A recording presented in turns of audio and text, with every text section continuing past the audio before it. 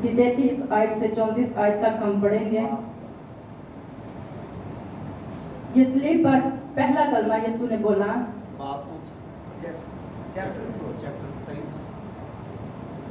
लूका 23 बाब 33 से 34 आयत, 2 आयत का हम मुतालिया करेंगे।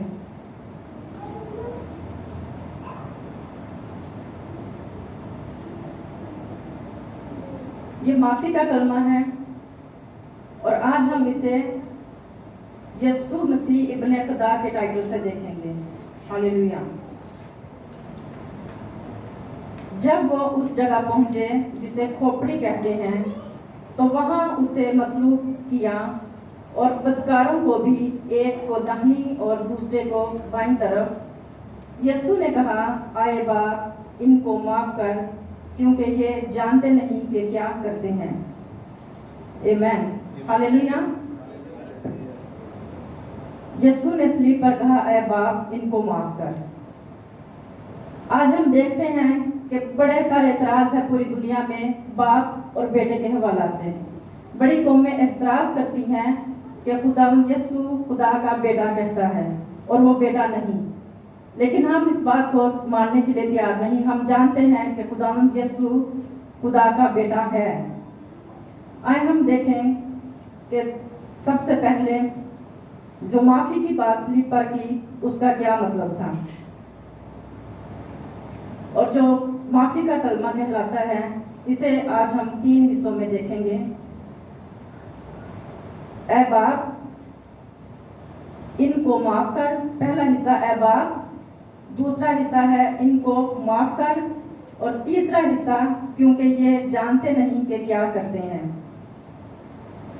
अब इस लफ्ज को ऐ बाप, इसको हम देखते हैं कि यीशु अपने बाप को मुखातिब कर रहा है। इसका टाइटल खिताब है। इनको माफ कर, ये दरखास्त है, वो अपने बाप से दरखास्त कर रहा है। और तीसरा हिस्सा क्योंकि ये जानते नहीं कि क्या करते हैं, ये एक दलील है जो यीशु बाप को बता रहा है कि ये जानते नहीं क्या करते हैं।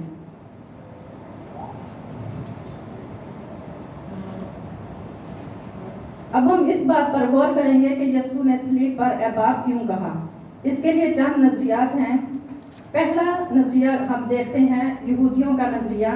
यहूदी इसके बारे में क्या कहेंगे, क्या कहते हैं। यहूदी यीशु को खुदा का बेटा मानने को तैयार नहीं है, और वो यीशु पर इल्जाम लगाते हैं कि ये अपने आप को, यीशु को अपने आप को खुदा का बेटा कहता है, और ये गुनाहों को माफ करके अपने आप को खुदा कहता है बड़ा, और कहता है कि कैसर को जजिया देना रवा नहीं। ये लोगों को गुमराह करता है। और हम जानते हैं कि यीशु कहता था, यीशु ने कहा कि कैसर को जजिया देना रवा नहीं, लेकिन नजरिया वहां पे फर्क था।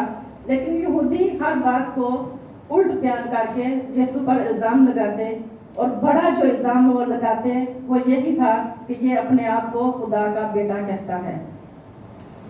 हालांकि हम देखते हैं मरकस की इंजील में जब यीशु ने मफलूल से कहा, बेटा तेरे गुनाह माफ हुए, और यहूदी और भी बढ़ के कि ये अपने आप को कैसे कह सकता है कि मैं खुदा हूँ, खुदा के सिवा गुनाह माफ करने का किसी को हक नहीं।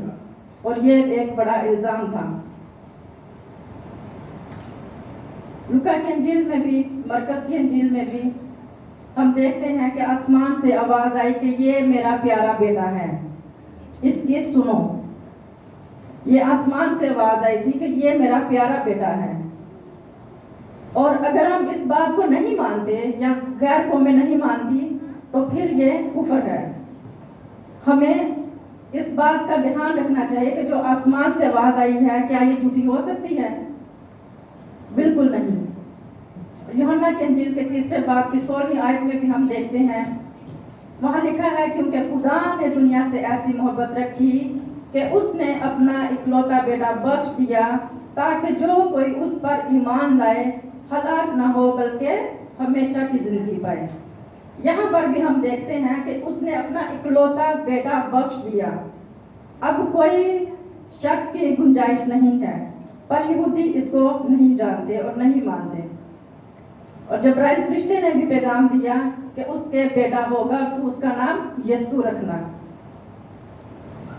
ناپاک روحوں نے بھی اس بات کا اقرار کیا کہ اے خدا تعالیٰ کے بیٹے۔ اب بدروحیں بھی جانتی ہیں، فرشتوں نے بھی کہہ دیا، پر دنیا اس کو ماننے کے لیے تیار نہیں ہے۔ شاگردوں نے بھی گواہی دی کہ تو خدا کا بیٹا ہے۔ اعمال 9:20 میں پولس نے گواہی دی کہ وہ خدا کا بیٹا ہے، یسوع خدا کا بیٹا ہے۔ اور رومی سپاہی جو صوبیدار تھا اس نے کہا کہ بے شک یہ خدا کا بیٹا ہے۔ میرے عزیزو، اس حوالے سے تو بے شمار آیات ہیں، حوالے ہیں، لیکن جب الزام لگانا ہو تو ہر چیز کو رد کیا جاتا ہے جو مسلسل اس دور کے لوگ کرتے رہے۔ اسی لیے یسوع کو صلیب پر ضرورت پڑی کہ میں اس بات کو کہوں، اے باپ۔ اور یسوع نے صلیب پر اپنے باپ کو باپ کہہ کر مخاطب کیا۔ اس نے یہ ثابت کر دیا کہ تم جو مجھ پر الزام لگاتے ہو کہ میں خدا کا بیٹا ہوں تو میں خدا کا بیٹا ہوں۔ اس نے باپ کہہ کر یہ ثابت کر دیا۔ اور اس طرح جو دوسرا رومی نظریہ ہے، رومیو کی ایک کتاب ہے جس کو کہتے ہیں بک آف لا، اس کتاب میں ایک قانون تھا کہ باپ کے پاس اختیار تھا کہ وہ اپنے بیٹے کو پورے طور پر اپنے اختیار میں رکھے۔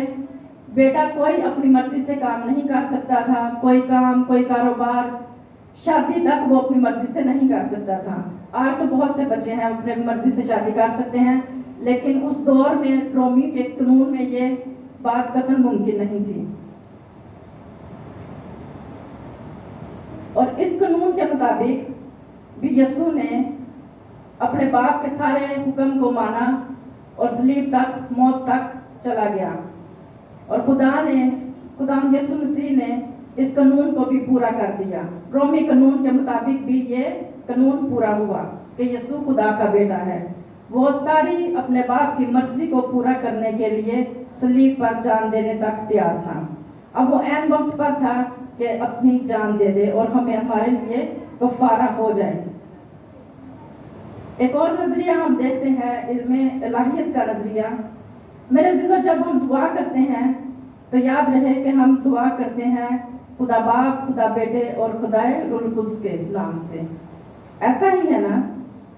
اور یہاں پر بھی جو تثلیث کا دوسرا قانون ہے، خدا بیٹا، پہلا خدا باپ اور دوسرا خدا بیٹا۔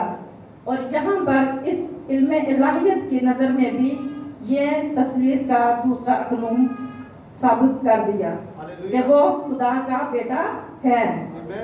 ہاللیلویا۔ آئے اب ہم چلتے ہیں دوسرے حصہ کی طرف۔ ابھی جیسے پہلے ہم نے دیکھا کہ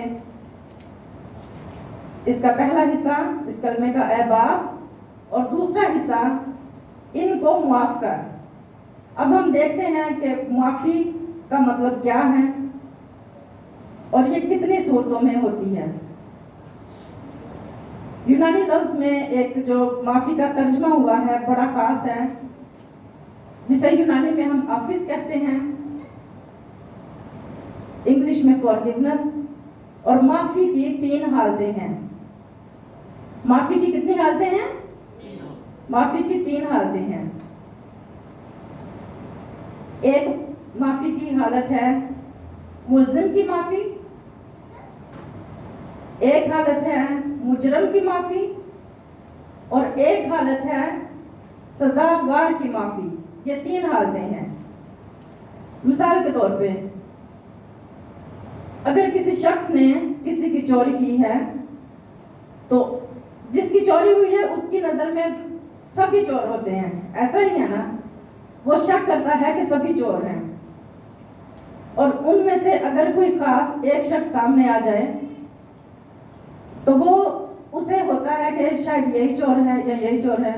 اگر ایک اس کو مل بھی جائے تو پھر وہ مظلم ہے، کیونکہ اس نے اس پہ الزام لگایا ہے، اس کا جرم کوئی ثابت نہیں ہوا، شک کی بنا پر وہ مظلم ہے۔ تو ایک یہ معافی کی صورت ہے کہ وہ اس کو معاف کر دے کہ ہاں مجھے تجھ پر شک ہوا پر پھر بھی میں تجھے معاف کرتا ہوں. اور دوسری جو صورت ہے وہ مجرم کی معافی ہے. یعنی اگر کوئی جرم کرتا ہے اور وہ اپنے جرم کو مان لے، اس کا اقرار کر لے اور لازم ہے کہ پھر اسے سزا دی جائے، تو ایسی صورت میں اسے معاف کر دینا یہ مجرم کی معافی ہے. آئیں اب ہم آگے چلتے ہیں. اس کی تیسری معافی کیا ہے؟ سزاوار کی معافی. یہ تیسری سٹیج ہے. تیسری سٹیج میں کسی شخص پر جرم ثابت ہو جائے اور اسے سزا سنا دی جائے. سزا سنانے کے بعد جب اسے عدالت میں پیش کیا جائے تو پھر ضرور ہے کہ وہ سزائے موت کے حوالے کیا جائے، کیونکہ اس نے اقرار بھی کر لیا، سزا سنا بھی دی گئی. تو یہاں پر جو لفظ ہے آفیز، یہاں پر استعمال ہوتا ہے کہ یہ آخری سٹیج ہے، معافی کی آخری سٹیج ہے. اس کے بعد قانون کے ہاتھ میں کوئی اس کی معافی نہیں جب تک اسے معاف نہ کیا جائے، دوسرا اس کو معاف نہ کر دیں. تو یہ آفیز ہے. یہاں جو لفظ استعمال ہوا ہے آخری سٹیج میں آفیز، یہ نہ مظلم کی معافی ہے نہ مجرم کی، بلکہ سزاوار کی، جسے سزا سنا دی جائے.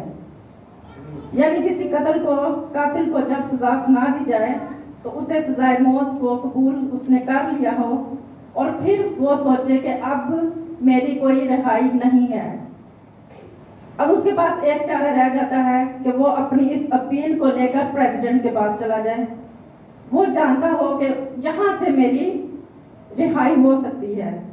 ابھی جیسے کچھ سالوں پہلے آسیہ کی رہائی ہوئی ہے، بی بی آسیہ کو، اس کے لیے بھی ساری اپیلیں ختم ہو چکی تھی اور خدا نے عمران خان کو استعمال کیا اور وہاں تک اس کی اپیل پہنچی تو پریزیڈنٹ کے دور میں، اس دور میں اس کی رہائی ہوئی. یہ ایک مثال ہے. اسی طرح یہ جو پریزیڈنٹ کی اپیل ہے یہ آخری اپیل ہے.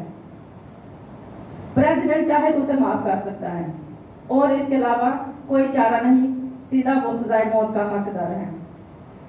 ہاللیلویا.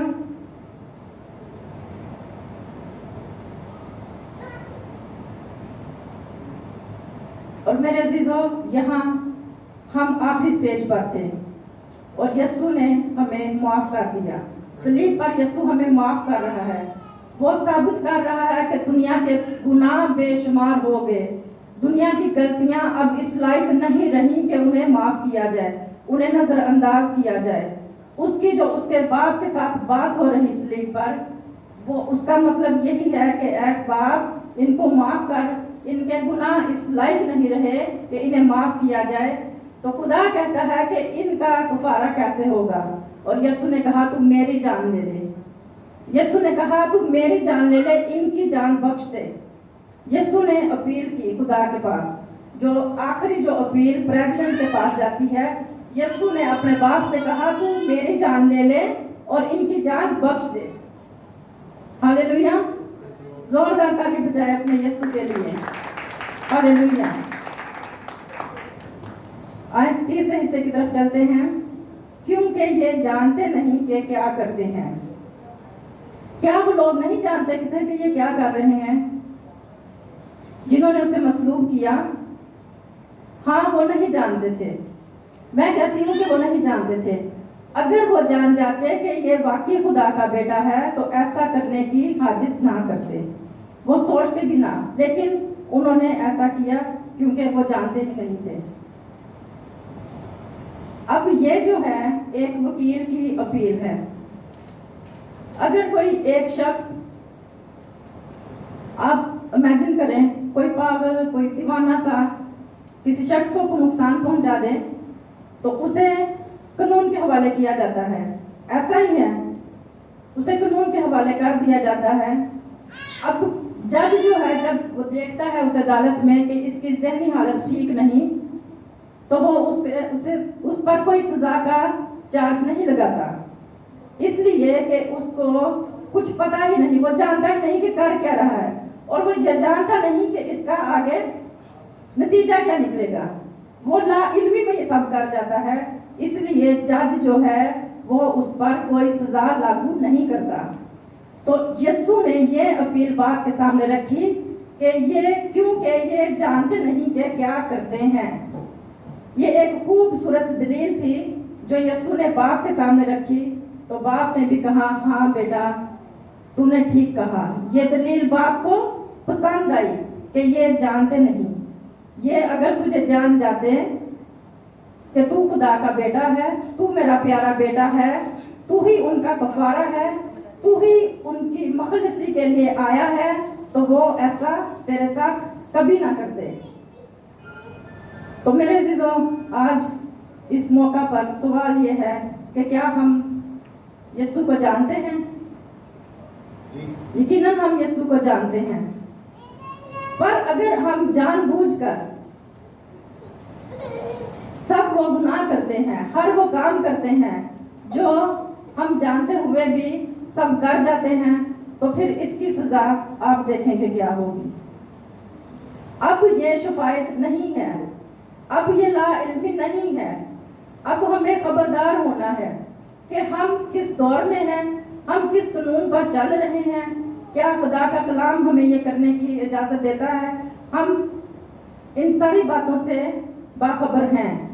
अगर हम कहें कि हमने ये गुनाह ला इल्मी में किया, तो मेरे अजीजों ऐसा नहीं है। और ला इल्मी जिन्होंने की उनकी माफ़ी हुई। अब अगर हम अपने आप को फरेब दें कि हम ला इल्मी में कर गए, तो ऐसा नहीं है। अगर ऐसा है हम सोचते हैं, तो ये हमारी अपनी बेवकूफ़ी है। तो हम बेवकूफ़ों की तरह ना बने और अपने यीशु को देखें कि उसने किस तरह सलीब पर हमें माफ़ किया, और इस कफ़ारे को हमेशा अपने सामने रखें, उसकी सलीब को तकते रहें और याद रखें कि जो मसीह में हैं अब उन पर सज़ा का हुक्म नहीं, सज़ाए मौत जो हमारी थी वो उसने अपने ऊपर लेकर हमें हमेशा के लिए आज़ाद कर दिया है। हालेलुया। आए अपने सरों को झुकाएं और खुदा उनका शुक्र अदा करना शुरू करें। हालेलुया। भाई अगस्टिन